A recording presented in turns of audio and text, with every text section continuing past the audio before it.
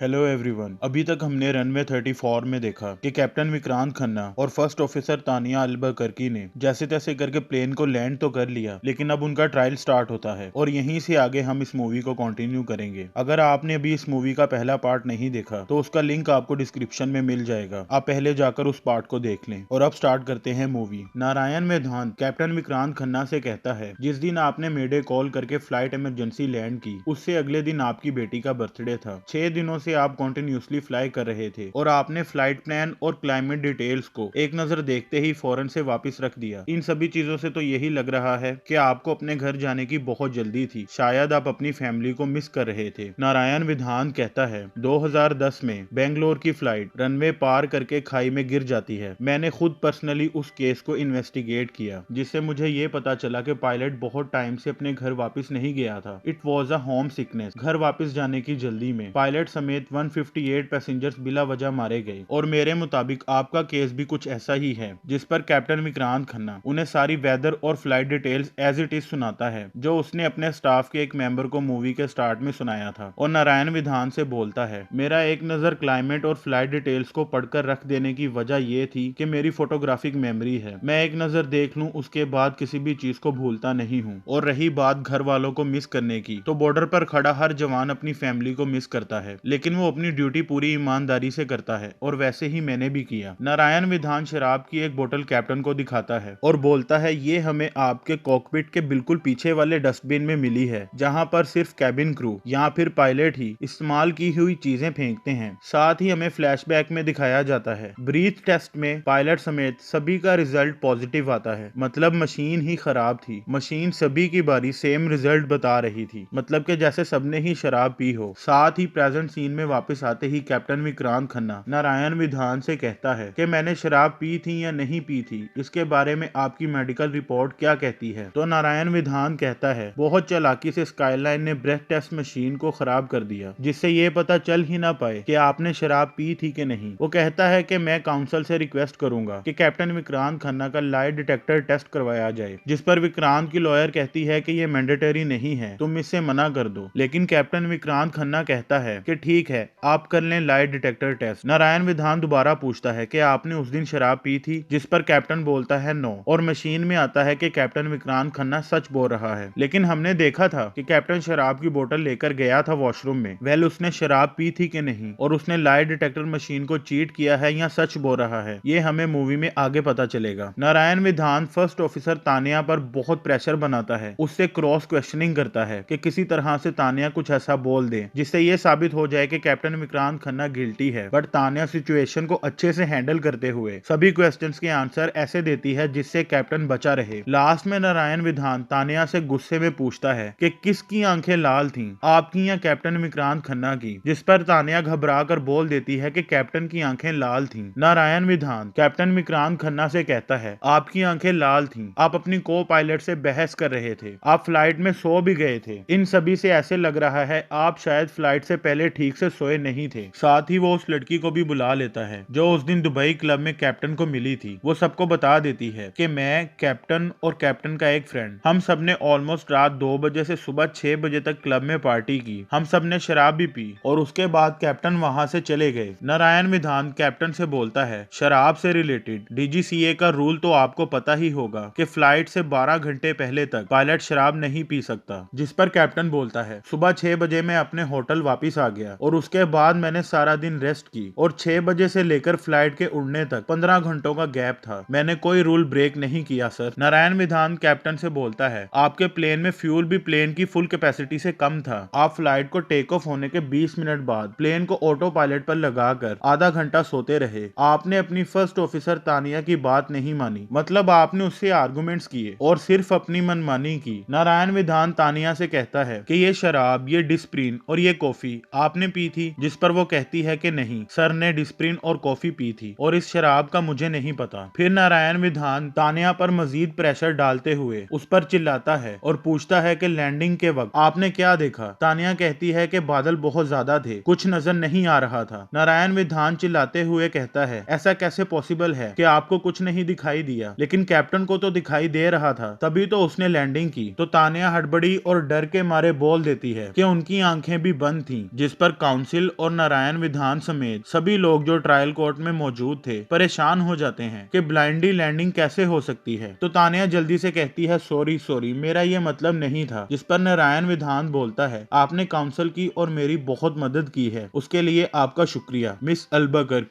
नारायण विधान कैप्टन विक्रांत से कहता है कि अपने पैसेंजर्स की जान पायलट के हाथ में होती है, आपने उनका भरोसा तोड़ा है, आपकी गलती की वजह से उस दिन उस ओल्ड लेडी की जान चली गई। मजीद वो कहता है कि आपको रनवे 16 बोला गया क्योंकि वहां से एयर प्रेशर प्लेन के सामने से आना था जिससे प्लेन को रुकने में मदद मिलनी थी, लेकिन आपने रनवे 34 को चूज किया जहां से एयर प्रेशर प्लेन के पीछे से आना था और प्लेन को रुकने में और ज्यादा मुश्किल आनी थी। वो कहता है आपके पास उस वक्त भी 350 केजीज फ्यूल मौजूद था, आप चाहते तो आप रनवे 16 से लैंडिंग कर सकते थे, लेकिन आपने खुद तो मरने का सोच लिया और साथ ही साथ पैसेंजर्स को भी मारने की ठान ली। और लास्ट में कहता है कि आपने क्या बोला था, गोइंग ब्लाइंडली, नॉनसेंस। और साथ ही वो काउंसिल को उनका डिसीजन सुनाने को कहता है। काउंसिल कहती है हम अपना फैसला कल सुनाएंगे। घर आकर कैप्टन विक्रांत खन्ना अपनी वाइफ को बताता है कि वो अपने फ्रेंड के कहने पर क्लब में गया था, जिस पर उसकी वाइफ कहती है मुझे अपने हस्बैंड पर पूरा भरोसा है, इसीलिए मुझे किसी सफाई की जरूरत नहीं। कैप्टन की वाइफ उसे समझाती है इस टाइम तुम्हें खुद पर दोबारा से भरोसा करना शुरू करना होगा। कैप्टन कहता है सब कुछ खत्म हो चुका है। तो उसकी वाइफ कहती है उठो और मेरे साथ चलो। फिर हम देखते हैं कैप्टन और उसकी वाइफ उसी लेडी के घर आते हैं जिसकी मदर की लैंडिंग के फौरन बाद हार्ट अटैक से डेथ हो गई थी। कैप्टन उससे बोलता है कि मेरी मदर के बाद मैंने डॉक्टर और अपने फादर दोनों को बहुत बुरा भला बोला और फिर एक दिन डॉक्टर को कॉल की और उसे बोला कि अगर आपने अपना काम ठीक से किया होता तो आज मेरी मदर जिंदा होती। जिस पर डॉक्टर ने मुझसे बोला I am sorry son but I really did try my best. और आज इतने सालों बाद मुझे उस डॉक्टर की बात समझ में आई। फिर कैप्टन बोलता है ma'am I really did try my best, please मुझे माफ कर दें। फिर मूवी के लास्ट में हम देखते हैं कि काउंसिल अपना डिसीजन सुनाने वाली होती है तो कैप्टन देखता है वो लेडी पीछे आकर उसकी वाइफ के पास बैठ गई है। दैट मीन्स कि उसने कैप्टन को माफ कर दिया है। फिर कैप्टन बोलता है कि मैं कुछ कहना चाहता हूँ। कैप्टन नारायण विधान से बोलता है आप राइट हैंड से लिखते हैं लेकिन लेफ्ट हैंड से पानी पीते हैं। आपके हाथ में जो IST की घड़ी है उसमें से वर्ड आई मिसिंग है। वो कहता है मैं चीजें कभी भूलता नहीं। I have a photographic memory. उस दिन मेरा रनवे 34 चुनना कोई इत्तेफाक नहीं था, इट वॉज माई चॉइस, क्योंकि रनवे 34 का एक एक हिस्सा एक एक इंच मुझे अच्छे से याद है। उस दिन रनवे दिखाई नहीं दे रहा था लेकिन मैं देख पा रहा था, आंखों से नहीं बल्कि अपने दिमाग से। स्काईलाइन में काम करने से पहले मैं एक बिजनेसमैन का प्राइवेट प्लेन उड़ाता था और रनवे 34 मैंने सबसे ज्यादा यूज किया था। मैंने अपने एक्सपीरियंस और कैलकुलेशंस की मदद से आंखें बंद करके लैंडिंग की, मगर गलती चाहे मौसम की हो या फिर ATC की, कसूरवार तो सिर्फ पायलट को ही ठहराया जाता है। 314 डिसीजंस लिए थे उस दिन मैंने, और अगर उसमें से एक भी डिसीजन मेरा गलत हो जाता तो आज हम यहाँ ना खड़े होते और आप मुझे गिल्टी साबित ना कर रहे होते। वो कहता है मैंने मेडे तब कॉल की जब मेरे पास और कोई रास्ता ना बचा। मेरे लिए सबसे जरूरी था अपने पैसेंजर्स की जान बचाना और वो मैंने बचाई भी, लेकिन अनफॉर्चुनेटली वो ओल्ड लेडी हॉस्पिटल जाते हुए रास्ते में हार्ट अटैक से मारी गई और मुझे इस बात का बहुत अफसोस है and I really did try my best sir. Narayan विधान बोलता है हम अगर आप पर यकीन करना भी चाहें तो नहीं कर सकते कि कोई आंखें बंद करके सिर्फ एक्सपीरियंस और कैलकुलेशंस की मदद से लैंडिंग करवा सकता है। कैप्टन विक्रांत खन्ना बोलता है मैं साबित कर सकता हूँ, I need a flight simulator. फिर हम देखते हैं कैप्टन विक्रांत खन्ना आंखों पर पट्टी बांधकर सिमुलेटर को सेम कंडीशंस पर सेट करके लाइक वेदर, क्लाउड्स, बारिश, प्लेन की ऊंचाई, सब कुछ बिल्कुल वैसे ही सेट करके एक बार फिर प्लेन की सेम लैंडिंग करवा देता है जिस तरह से उसने स्काईलाइन 777 फ्लाइट करवाई थी। और उसके साथ नारायण विधान सिमुलेटर में बैठा ये सब कुछ अपनी आंखों से देख रहा था। नारायण विधान काउंसिल का फैसला सुनाते हुए ATC के मिस्टर त्रिपाठी को परमानेंटली सस्पेंड कर देता है और कहता है जूरी का ऑर्डर है कि सभी ATC एम्प्लॉइज की हेल्थ को देखते हुए उन्हें काम पर रखा जाए, और बोलता है कि कैप्टन विक्रांत खन्ना और फर्स्ट ऑफिसर तानिया अल्बुकर्क ने कुछ ऐसे फैसले लिए जो कि बहुत रिस्की थे, लेकिन वेदर भी खराब था और ATC से सही तरह से इंफॉर्मेशन ना मिलने की वजह से ये सब कुछ हुआ। तो कैप्टन विक्रांत खन्ना और फर्स्ट ऑफिसर तानिया अल्बुकर्क को वार्न करते हुए काउंसिल उनका लाइसेंस 3 महीने के लिए सस्पेंड करता है। ट्रायल कोर्ट के बाहर कैप्टन विक्रांत खन्ना नारायण विधान से बोलता है कि सर आपने मुझे 3 महीने के लिए सस्पेंड क्यों किया, मेरे करियर पर यह दाग हमेशा रहेगा। जिस पर नारायण विधान बोलता है कि कैप्टन आप एक बहुत स्किल्ड पायलट हैं, मैं नहीं चाहता कि आप जैसा पायलट लोगों को सर्विस देने से रोक दिया जाए। आप इस 3 महीने के दाग को हमेशा याद रखिएगा। ये दाग आपको हमेशा इस बात का एहसास दिलाता रहेगा कि क्या करना चाहिए और क्या नहीं। और इसी के साथ ये मूवी यहीं पर एंड हो जाती है। अगर आपको ये मूवी पसंद आए तो इसे लाइक, कमेंट एंड शेयर करें और हमारे चैनल को भी सब्सक्राइब कर लें और बेल के आइकन को भी प्रेस कर दें और मूवीज वर्ल्ड के साथ जुड़े रहें। Thanks for watching.